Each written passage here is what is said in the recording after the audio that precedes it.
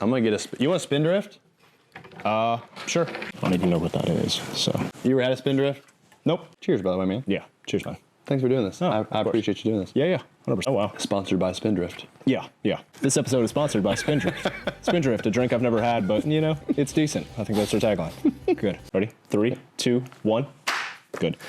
Jumbo, everyone.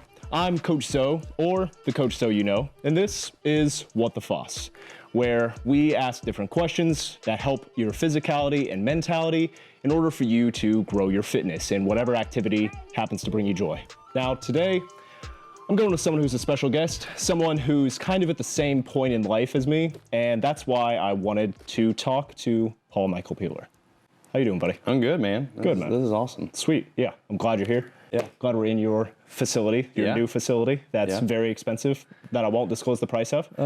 So fun. it was the expenses that you loved to spend money on, Dude, it's awesome. I And totally get it. yeah, it's really turned out nice. Moving into your own standalone space. Mm-hmm. Now there's some real risk.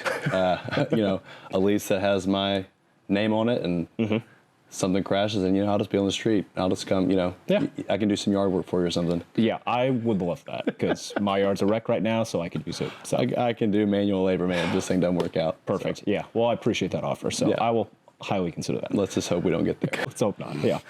But I want to go back a little bit before this actual facility itself, right? What, in your words, was what initially sparked the interest in you to become like a physical therapist yourself? Yeah. So, to be a physical therapist, it really started in college. My whole family is medical. Dad's a physician, grandfather's a physician, uncles. My mother was a physical therapist. So I kind of always had the medical kind of helping people mentality. I've seen my parents do it, my family do it. Yeah. And my dad actually talked me out of being a physician, a medical doctor. He, kind of talked about the woes of insurance and how he's, being run by the man, all this stuff. So I kind of grew up. But I had this kind of interest in.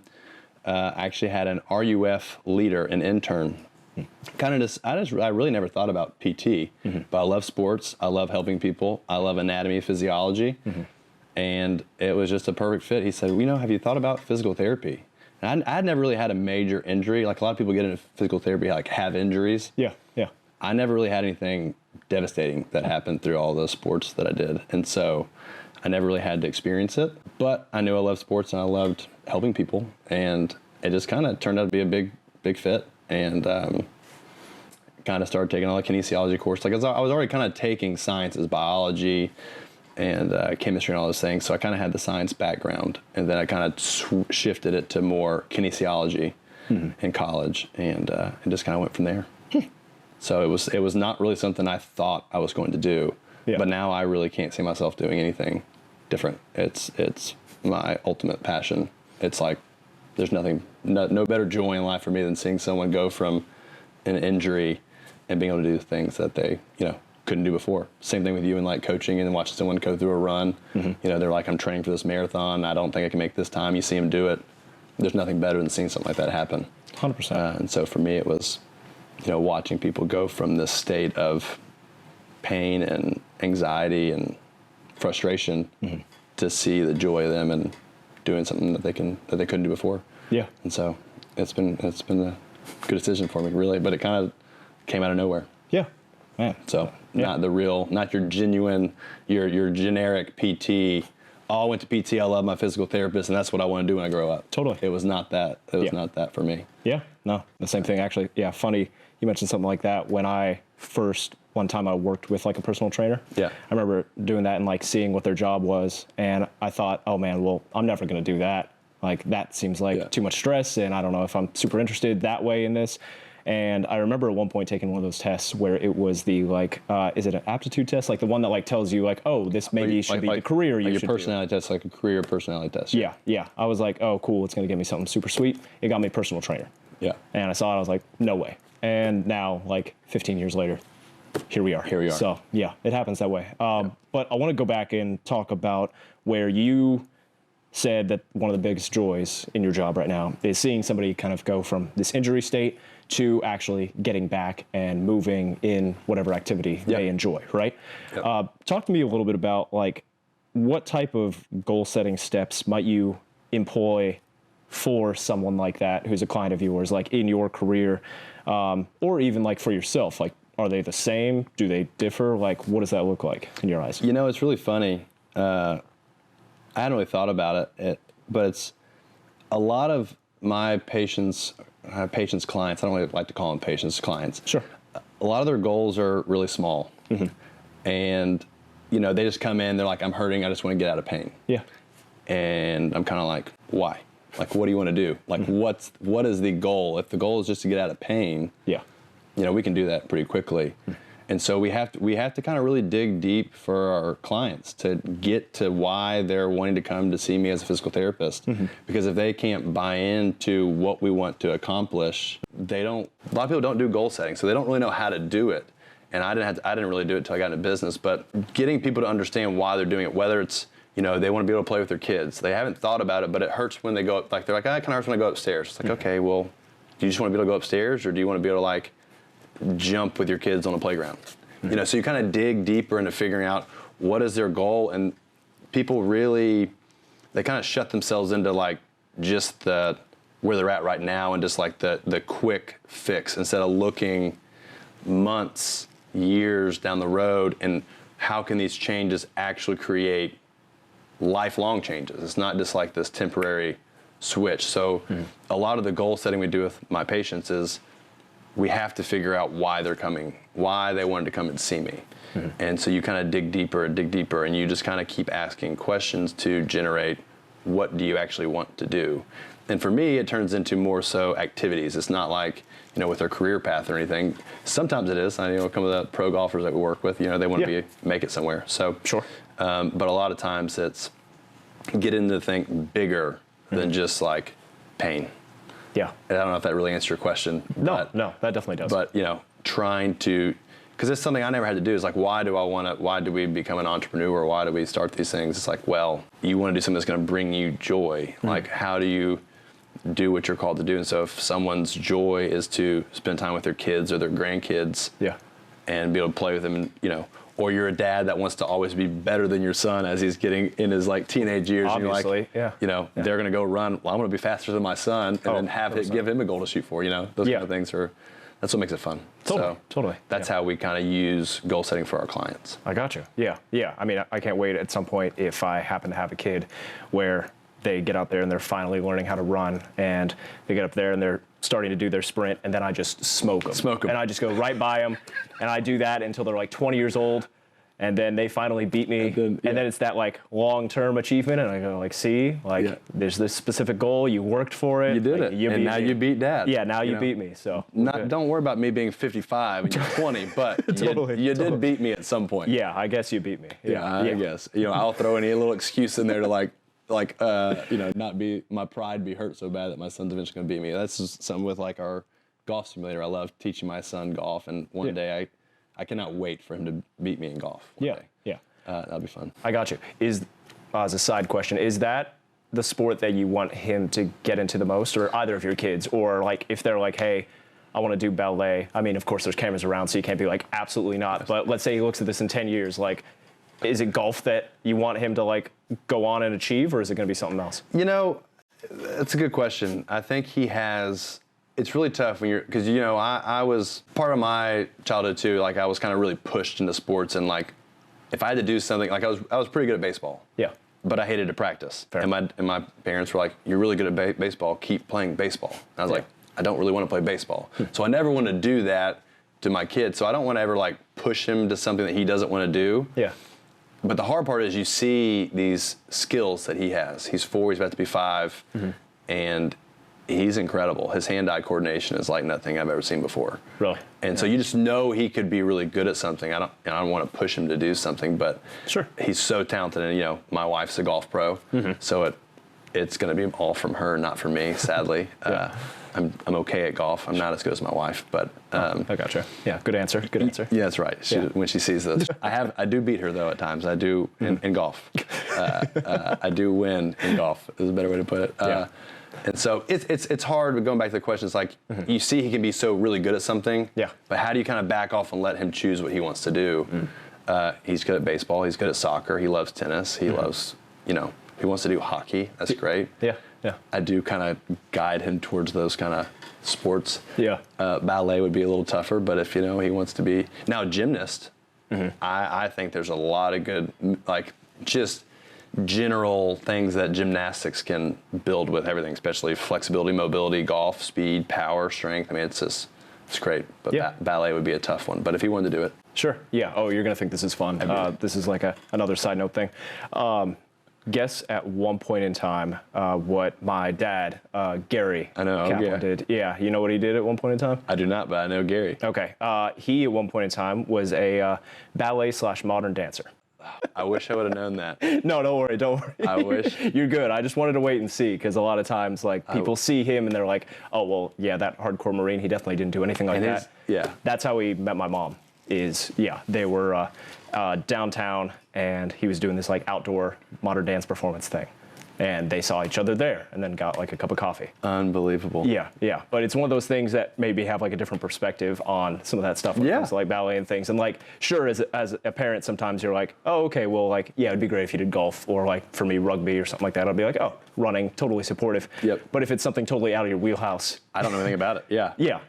It's something where like it's tough, but like, you have no idea about it. But it's one of those interesting things. But you want to be able to like coach, and it's like, well, then I need to learn about this kind of, who wants to do interpretive dance or synchronized diving or something like that. Sure. That'd be. But those guys are pretty cool too. Yeah. No, I get you. But yeah, on that bit of the goals, I think one of the main things where you answered my question was the bit of, like SMART goals. Yep. Like it's like, that acronym. Yep. So, I mean, the first one of that is being specific. And when you go into those things of like why questions and things like that, I think that's really where it like sets the tone to then go for everything else, which is like the measurable. Action-oriented, et cetera, et cetera. And I think that's a good point of really getting down to somebody's why, because I do that all the time for personal training clients. Like they'll tell me something initially, and I'll be like, cool, why? Yeah. And then just like keep asking why. It's like the kid who asks you, well, why? Why are you doing that, Dad? Yeah. Why are you doing that, Dad? Why? Because of this. Well, why? Yeah. Because I want to. Yeah, because I want to, all right? Yeah. Now, go to the field. We're about to sprint. That's right. I'm going to beat you. That's right. We're going to win. Yeah. but yeah, no, I think that's important, especially when it comes to your goals of being, like, specific about that. But talk to me, sure, that's the bit with, like, your clients and goals like that. Yeah. But what made you, if we get more into entrepreneurship, kind of this goal setting for yourself, what made you actually, like, take the leap into, like, starting your own business here where we're filming? Yeah. That's a tough one. I was kind of thrown into it. I never saw myself as an entrepreneur. I still don't see myself as an entrepreneur. Like, I just can't. Like, I'm not an entrepreneur. Sure. We are. Even if you don't see it, you're starting a business and you are. But For sure. Really what happened was I started looking at healthcare and seeing the way it was being done and how people were treated. Not that they were treated poorly, but that it could be better.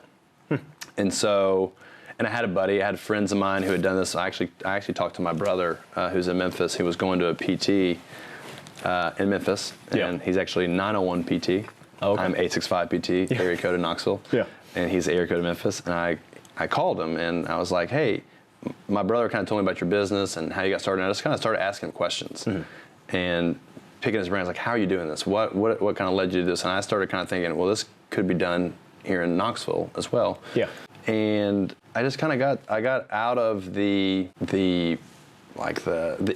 in-network clinic where you're seeing a bazillion people, you don't have time to spend, and it's like, there is more that I can do to help people. And there wasn't really an avenue here to do it other than starting my own thing. There are a couple cash-based clinics now, and there's one that I actually didn't know about it until I started, and I kind of looked, and I probably could have gone to work for them, but I just didn't know of anything different. And so I started listening to podcasts and reading books about entrepreneurship. Have you ever read the book, The E-Myth? The E-Myth? I don't think I have. No. It's a guy named Michael Gerber, but he calls about it. He said, in every entrepreneur, they have this moment where it's called the entrepreneurial seizure. And it's the point where you start thinking about entrepreneurship. Once you think about it the first time, and that you think that this could be attainable, you will never stop thinking about it until you do it. And it ate me alive for about 2.5 years at my clinic. And I was like, I can't do this, I can't do this, I can't do this. And then the things at my clinic that I was working at got rough, got a little tough, stressful, I started having anxiety, panic attacks with just work situations and stress. I was like, there has to be something different. And that was the moment where I was like, it's time to take the leap. Yeah. Jump and do it. Man. And we did it. Yeah. Yeah. I think that's important it's one of those things where when you actually take that leap, sometimes it takes something, just getting to almost like a boiling point, kind of like you said. Yep. To actually finally make that your decision and like to actually make that jump. But I think a lot of the times people try to like wait on something like that, and they just wait and keep waiting because they want to wait till it's the perfect time and the perfect scenario. It's probably the same thing with kids. It's like they want to wait till like everything financially is ready and everything house-wise is ready and we have every single item that we need. We read every book, and that goes for all the people who consume like podcasts and books even about entrepreneurship. Like it's just waiting till this point where you feel you're ready, and there's honestly no point when you're actually ready. I don't think. Yeah. You're not. And that's especially with kids. You're like, we need to have this amount of money saved. This is the plan. We have structure. We have a space big enough to have. Now that's kind of important, having a place to be able to keep the baby and not stay in your room. But it's doable. But you try to wait for that perfect time, and it's not. And then, but for me, leaving and starting this, it kind of just all came to a head. And it was like, there is no other time. I even asked my boss if I could work part-time and do this on the side. And he wasn't a fan of that? No. Okay. He asked me, he said, he looked me dead in the eye and said, well, how's that going to help me? And I said, well, I'll still be here treating patients for you and trying to start something on the side. So he's like, no, I'm okay. I was like, all right. That made the leap even bigger. It kind of just got thrown. It was like, I had a potential plan. I was going to work part-time somewhere and then started like a little side hustle thing. And that wasn't my plan. That wasn't my story. It was just, you got thrown into it, and now it's time to hustle and grind. And we've been very much so provided for those. So nice. Yeah. This is a question I'm actually curious about. When it comes to the amount of time that you've been in your business, what are some of the things that you see as like the positives that some people wouldn't think about? Like if they see it from an outside perspective, like sure, it's good to make money, and like sure, it's good to like control your own schedule or something like that. What's a positive you see outside of that people don't think about? And maybe what's like a negative that people don't think about like before they actually get into something like this? I'd say honestly the biggest positive, at first there's a lot of time freedom. I didn't have a lot of clients. I didn't have a lot of patients. So I was kind of like, I got to see my kids a lot more. I was at home trying to do some business work at home I started out in my garage, actually. I was in my garage and I'd have people come to my house. I would go to people's houses. So I was doing a lot of travel, but there was a lot of downtime. So there was actually a lot of time freedom then. But there was also stress of, I don't know if we're going to make it. So the time for now I got to the point where I don't really have a lot of time freedom, which is a good thing. But you do it so you have time freedom, financial freedom, time freedom, and now I don't have that. But I think the biggest thing that I think people that wouldn't really think, when my kids and my family come in here, it is like, it's just our thing. It's our thing. And then when our admin, when Sienna comes in here, it's like she gets to be a part of this. Like it's the feeling of just creating something that other people can be a part of is really cool. And I didn't think about that when I was starting this. I was like, I just had to do it to create a career or job or treat people the way I would like to be treated, or my mom, I would want to treat my mom or my grandparents, and then you get to something like this, and that's been a huge positive, is my family gets to come and be a part of this. They are a part of this. I wouldn't be here without them. I wouldn't be here without all the people, the clients, and they get to see this, and clients being happy and excited for you and seeing growth is something I did not expect. That would be a positive. The negative is it never shuts off. Which I kind of knew that going into it, but at my previous PT job, I would work from 8 o'clock in the morning till 5:30 or 6 or 6:30. I would do my notes, I would go home, and I would shut it off. And I would just play with my kids. So now it's much more difficult to manage that time. On a Saturday, and I want to spend time with my kids, we're going to go throw the baseball or go hit golf balls or do this, and not to always be trying to think about how to grow. That's the other thing. That's kind of entrepreneurship kind of changed me in that. Like I really didn't have a growth mindset at the previous place. I just was kind of doing what I do to get a paycheck, and we were content, and it was okay. Now it's like I can't see. I always want to keep growing. Like entrepreneurship brought that out of me. Like it brought this growth mindset which is actually one of our core values now, is always growing, always learning, trying to provide the best kind of care. And so that's been another positive, is changing my whole mindset on who are we living for? What are we doing? Like, what are we doing here? Like, what is our purpose? And then how do we keep doing things to make things better? Yeah. Yeah. I don't know if that makes sense, but I think that makes sense. Yeah. At least to me, it makes sense. Because I can relate with a bunch of those things with the entrepreneurship, especially the bit. I think that time management thing is like an important one where, sure, you have all this time, especially when you first start out. But then as you get into it, you're right. It's not that shut off of 5 p.m. I'm kind of jealous of that sometimes, where somebody shuts off and they happen to get off of work, and then they know they don't have to touch anything that has to do with work. They don't have to think about work until they get back in at 9 o'clock. And sometimes I go, oh, maybe that would be nice. But then other times I go into the other positives, right, of entrepreneurship, where that actually tends to help out things. But yeah, I think all of those are sort of important points for people to consider, especially if it's something that they're interested in doing. Yeah. That you need to, basically, you don't stop having a boss when you leave some other job that you have. You then become your own boss. So because of that, you have to like set your own limits on things. So if it's something of like having to spend time with your kids, you yourself have to be like, okay, I got to put my phone down. I got to shut this off if I want to spend time doing this other thing. Sure, it stays in your mind. But you're the one who has to take control of that and shut that off. So it takes some like personal responsibility, which I'm sure you learned. Yeah, it's hard. And then us both being in like the service-based industry, we have clients who have our cells or have ways to contact us. Yeah. And we want to create a environment where they can reach out to us and we can help them. That's like the service that you want to provide. Sure. So it's really hard to find that gap of, and your clients know it sometimes, but you want to be able to help them. Like, our goal is to help people. Like, that's what we do. Sure. And so even if you set that time aside, you check your phone at some point, you come back and you got a text from a client. You're like, should I text them or should I not? And you're like, I want to help them, but I also told my kids that I was going to be here. So that's the personal discipline that is very tough to do sometimes, because you also have, there's financial responsibility there too, because you want your clients to continue to succeed and continue to grow and write a good review or whatever, all these things. Of course. Because you care. Yeah. But you got to be able to shut that off sometimes. Yeah. Yeah. And I think that's important as well, to note that while your clients are growing, I mean, like you said, you're the one who's growing as well. Yep. I mean, FOSS movement, I got the word FOSS because it's like a Gaelic word. It's a verb which means to grow or become. And I named it that because I knew initially, and I knew throughout all of my time in this, that I would always be growing in some way. Now, it wouldn't be that like, oh, perfect. Like, I know that like each year I'm going to like hit a new like $20,000 in revenue every year, right? Yeah.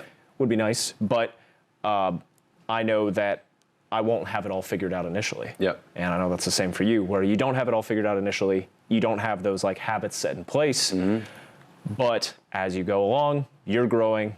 Your clients are growing as well, getting better at some of that stuff, because it's okay to not be good at something at first. Yeah, and that's kind of what we kind of talked about before you started this thing. It's like starting a podcast, you're going to look back and be like, what were we talking about? Like, or how did this, like, I could ask these kind of questions. And I was going to actually ask you that, like, in your personal training career and how it started, you go back and look when you started and you're like, why was I doing these things? Like, you see that, like, it's hard because you look back and you're like, I hope my first clients still kind of like me. You're doing all, you're really trying the best you can. Yeah. But when you grow and you learn more and you learn new things or new drills or new techniques, for me, it's like a new manual technique or something with dry needling or this and that and the other. You're like, oh, that could have been great for a client a year and a half ago. Yep. Or whatever. Like, how do you feel? Like, when you think about the things, like, how do you, I don't know really the question I'm trying to ask, but like, yeah, like how do I feel about them when I see some of those past things? Yeah.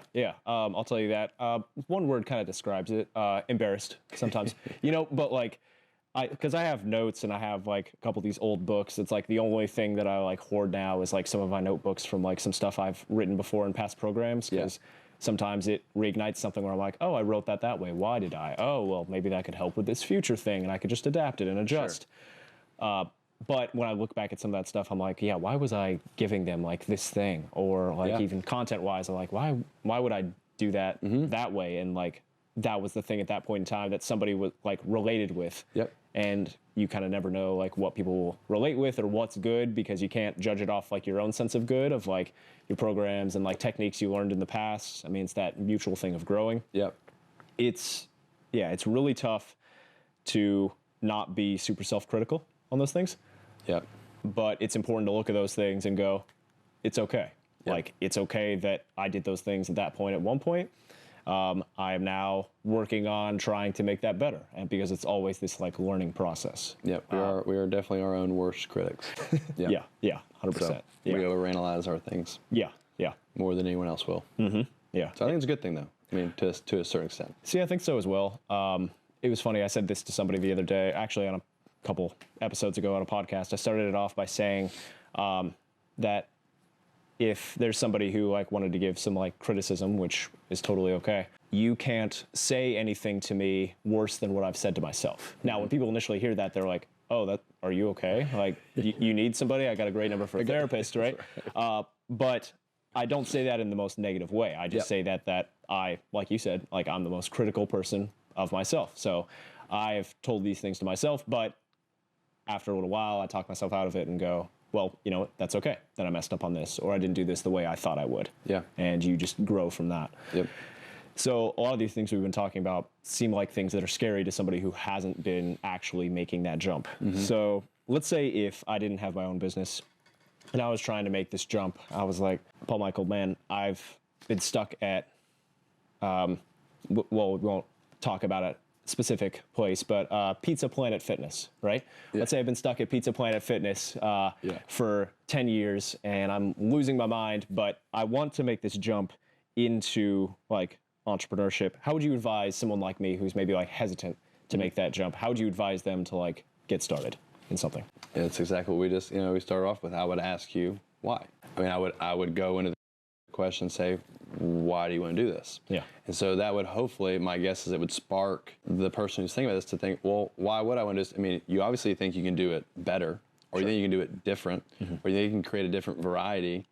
And so the key for that is, then you kind of ask leading questions. I would say, okay, so why do you think that this would be better? Like, what do you think you can provide that would be better than the situation you're at? And then once they start thinking critically about it, and you start processing and problem solving and thinking, okay, well, how are we going to make this work? How's like, you want to start something, do you want to start something remotely? You want to go rent space somewhere? You just kind of like, and I say this now because I didn't know any of this stuff when I was starting.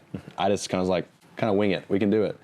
And, the Lord really provided a lot of things for us that I didn't think were possible. Doors opened and closed that were, not there. So we were very fortunate, but I didn't really have like a big business plan. But I would do things and like try to get people to think about why they're going to do it, how they're going to do it. And just like same thing we do with our patients or clients, goal setting, get them to think critically about what they're doing. And then, if it sounds reasonable to me, then I would start trying to advise them on what's the kind of method you're going to do it. Like, would you want your own standalone spot? That's a lot more overhead. So you would kind of advise someone, I don't know if that would be great, but if you start something really low overhead where you can maybe do something part-time or start on a side hustle like I kind of wanted to do. Yeah. It's a great way to start a business. You have something that creates a little bit of monthly income that you can live on if you have a spouse or a partner that, can provide something. And that's the other thing is your spouse or your partner, or if you have one. Their support is the most important thing. Like if Jill did not support me in this, there's no way I would have done it. And two, no chance I would have succeeded. Because if I had, she was always in my corner. She was always pushing me. She was always, there helping with kids when I was trying to go do things. Like those kind of things, you have to have someone on your side. It doesn't have to be a spouse. It can be a friend. It can be your dad. It can be a parent. It can be a whoever, mentor. Having someone on your side that's kind of guiding you and really not promoting, but encouraging you to do this, and someone that believes in you, like a team. That I would definitely ask, what does a support system look like? Because you're going to have to do it. And I think having people like, even conversations like this with other entrepreneurs, and we talk and we can, bounce ideas off each other and talk about the struggles, and having a group of people that know what you're going through, because it's hard until you do it. It's like having a kid. Yep. It's going to be difficult, but until you have a kid, you don't know that it's difficult. Right.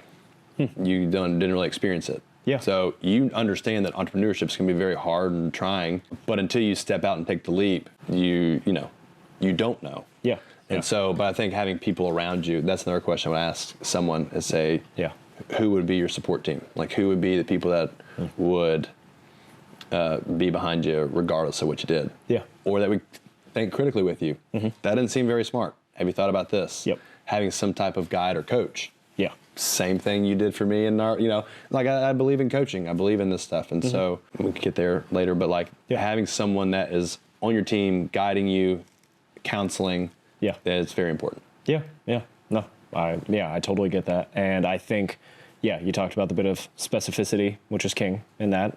It comes up over and over again, but that's an important point of, you can only read books and do your research and try to understand struggles of it to a certain point.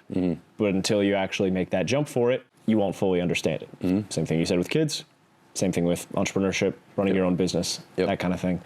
And I think that's an important point of not being totally on your own. Although it's like your thing and you're responsible for how successful or not successful it goes, having those people around you who are supportive, whether it's your spouse, whether it's a few people who are in the same situation, or it's some other community that you happen to just speak with on a regular basis. Like somebody, who's there, who, like you said, can bounce ideas off of and get some of those thoughts out of your own head to know if it's a good idea or not. Yeah.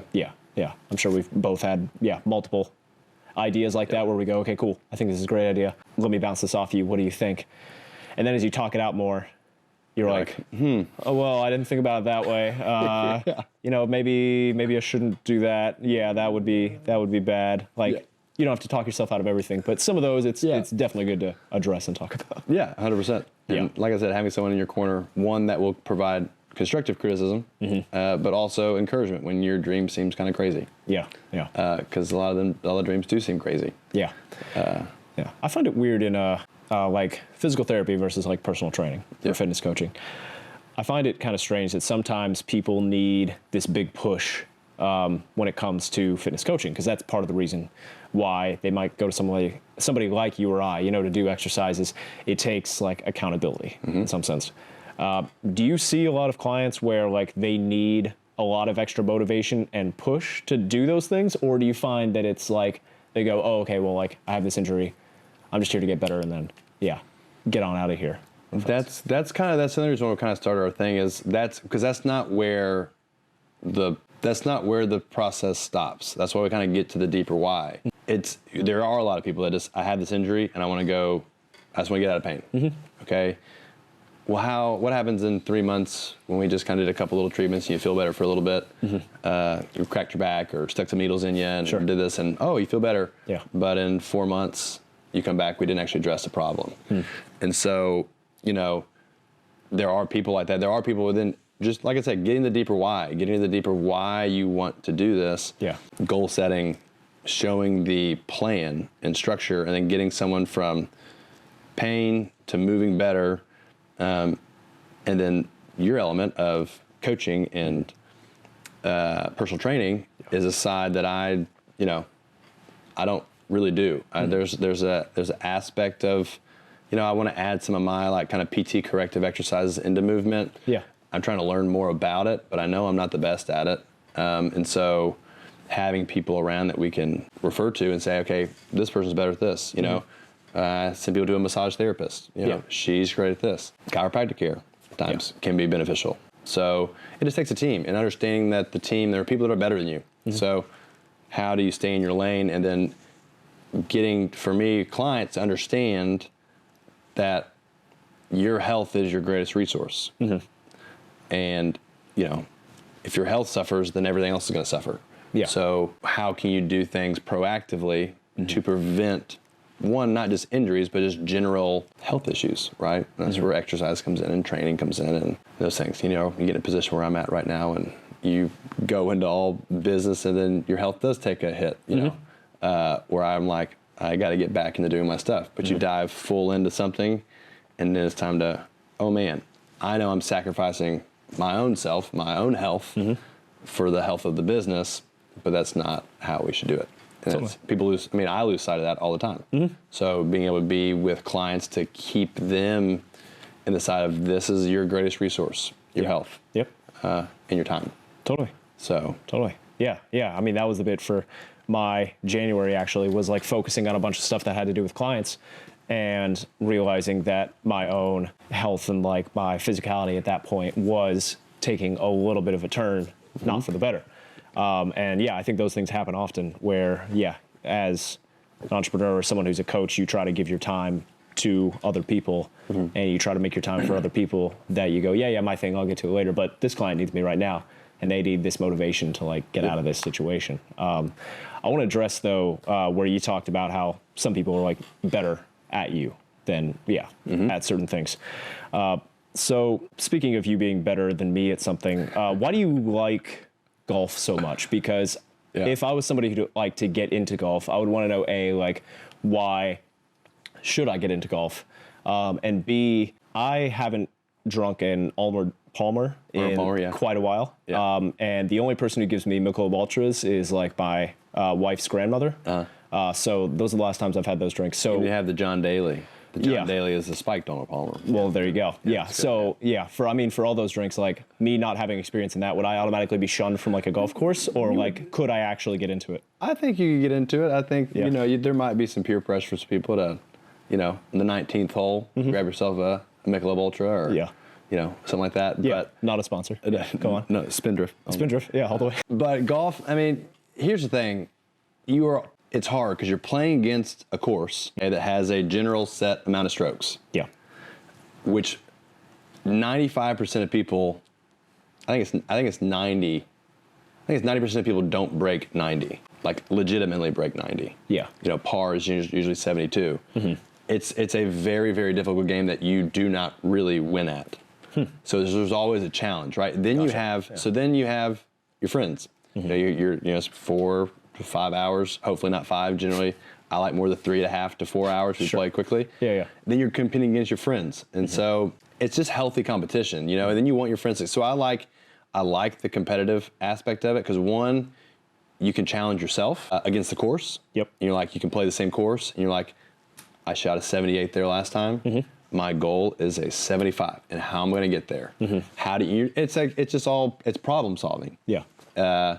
Which is like a lot of sports, but golf is it's very slow. Right. You're thinking about things. And this is where I talked to a bunch of the pro guys I work with is they have a mental coach. Like it's just as important as their swing coach, just as important as me helping them with their bodies. Yeah. They have a mental coach that helps them process information while they're playing.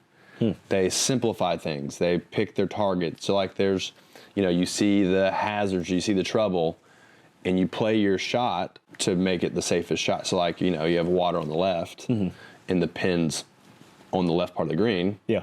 Well, let's aim for the center of the green that takes out the hazard totally, but you still are going to be on the green, but they're like way better. I will aim for that and I'll still put it in the water. Yeah. But the problem is, it's all it's a mental game. So I will sit there and I'll visualize the hazard. This is the worst thing you can possibly do. Yeah. You see all the things going on around you, it's like the meme of the dog sitting in the fire with his cup of coffee. It's like everything's fine. Oh, yeah. You look at all the things around you, and so it's just always a challenge. You always have to stay focused, and that's sometimes where a Michelob Ultra will help a little bit. Calm your nerves. Calm the nerves a little bit. Totally. Yeah. But that's why I think golf is so fun. There's just so many different challenges, and it's so difficult. Yeah. It's an incredibly difficult game, and to be my goal. So like my goal in golf this year is to shoot par one time. I've shot a 73 twice. Yeah. And I was 1 under par. The last time I did, I was 1 under par going into 17, and I bogeyed to shoot 1 over. Yeah. Because I was thinking about it, and I just you can't function. Yeah. And I was not playing for any money at all. Yeah. It was just for my own self to shoot a low score. Yeah. And these pro guys that I work with at times, they're playing for, tens of thousands of dollars. Their profession, their job, so they add to stress and they have to focus on these things. So sure, yeah, that's where that mental side comes in. 100%. Play. Yeah, 100%. Yeah, totally. No, I can definitely. But it comes back to it's the same thing with entrepreneurship. I mean, you can visualize all the negative things that can happen, all the things, the trials, the things you got to go on, but you focus on your one goal. Yeah, you stick to your one goal, and you keep your eyes on the target, you just keep pushing forward. Yeah. You might veer off right, veer off left, but yeah. Yeah, gotta stay on target. Not an analogy I was thinking I was going to make, but it kind of worked out. Well, fair enough. Yeah, no, that works. That's a good connection. Yeah, I think that's something that I tend to use as well when I describe something I'm trying to like work at, and maybe I finally like got to one benchmark or check mark. Same thing for like a golf score that you like finally got to this mark. I use the phrase proud but never satisfied. So basically, meaning that you got to that point. You can be proud that like you got to that point, but it's okay to be like, well, maybe I could do that a little bit better. Like, it's not discounting what you've just done, but you could work to be a little bit better at that. 100%. I always told myself, you know, when I was first starting, I just want to break 90. Well, I broke 90. Did that, yeah. It's like, well, I just want to break 80. Yeah. I did that. And now you're like, now I just want to shoot par. Yeah. So I haven't done that yet. Yeah. So that's my goal, golf this year. Yeah. I just want to shoot par one time. Still setting that way. Yeah. One time. I get you. One other question that I ask everybody, usually before I wrap things up, is if you were going to go into some sport or activity, right? Totally fresh. You could have tried it once or twice, right? Could be that you have no experience in it whatsoever. What is something that falls in that category that if you had like the coaching and like the support system to like try that sport or activity, what's one that you think might like bring you joy, or what's one that you've like really wanted to try but you never have or never taken seriously? It's an activity like that. That I've never done? Yeah. Whew. Yeah. Hockey. Hockey. Okay. Interesting. Yeah. Like ice hockey? Ice hockey. Okay. Ice hockey. I've done roller hockey when I was a kid in like the street. Yeah. I love hockey. I think those guys are incredible. They're also massive human beings, so I would probably get crushed. Well, that's all right. Yeah. But I just think it's like a fast-paced sport, and I'm a rotational guy anyway. So you know, hockey is actually one of the highest levels of speed development. Like if you take a hockey player and do a golf swing versus a baseball player or a tennis player, hockey is generally the highest club head speed in relation to golf. So that kind of sparked my interest a little bit. But I've always loved hockey. I love watching the Preds, and I've just never played it. You know, it's just growing up in Tennessee. You're like, we don't have ice anywhere. Yeah, we're not Michigan or anything like that. But I think, and I was fairly coordinated. I was a pretty good, you know, rollerblader back in the day. Yeah, you were shredding it up. Just shredding it up. Totally. Yeah. I think it'd be a lot of fun. Yeah. I think hockey would be a lot of fun. I think, you know, you get to hit people.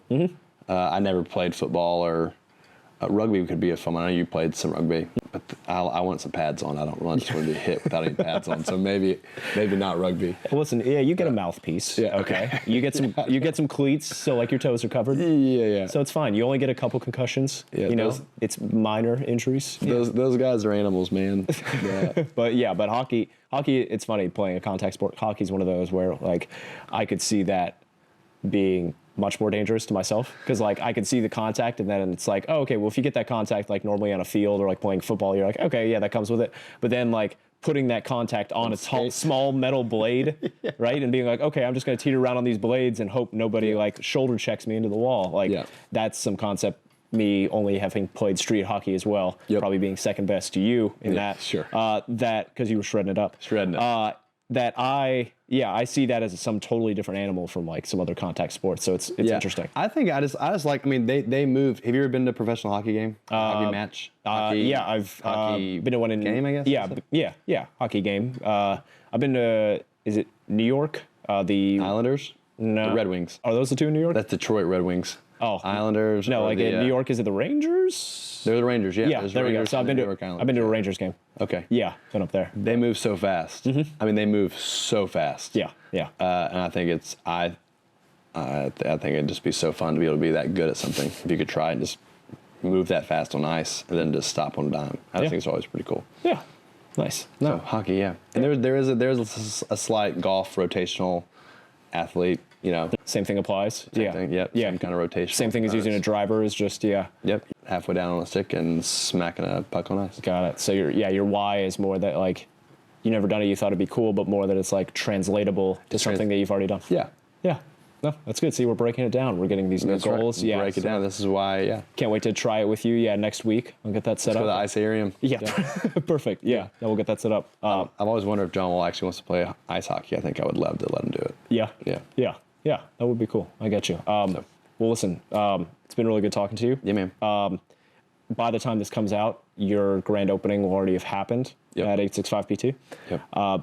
Where, if people want to ask you more questions about your facility or just talk with you in person, where's the best place to reach you? And you can also throw in your credit card information, social security, right? All that stuff. But yeah, where can people reach you? Yeah, so website, 865pt.com. Instagram is probably the best place to get us to on social media, 865pt. Yeah. And then you can reach out to our number, but that's all on the website and everything. So Sweet. Those are probably the best place to get a hold of us. Okay. Awesome, man. Well, So, yeah, appreciate This your is time. great. Thank Yeah. you, man. I appreciate you.